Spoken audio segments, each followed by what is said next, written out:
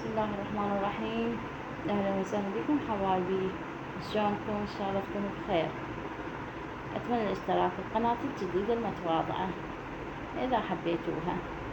واليوم حسوي لكم الغداء، تمن ومرقة بامية ودجاج. هسه هذا الدجاج بعد الغسل وحطيت له بهارات حكمله، وهذا البصل وياه.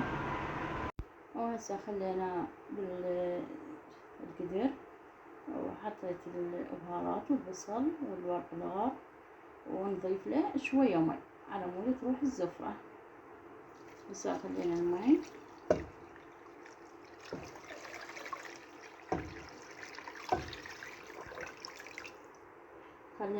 ونخلي شوية يفور وتروح من عنده الزفرة. حبايبي هسه خليت البامية بعد غسل الماء والملح، وهسه احمسها هي وياها الثوم. وهسه كملت البامية والثوم حمس، وراح اضيف لها المعجون انا حامسته ومكملته، وراح اضيفه واكمل.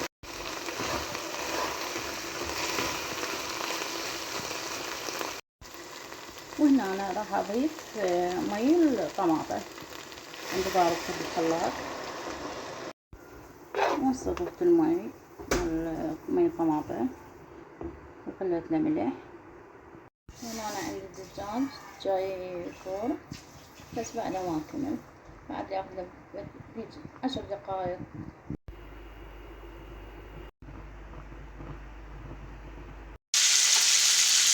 حبايبي وهسه كله بعدنا التسويق والدجاج جاي احمس فيه.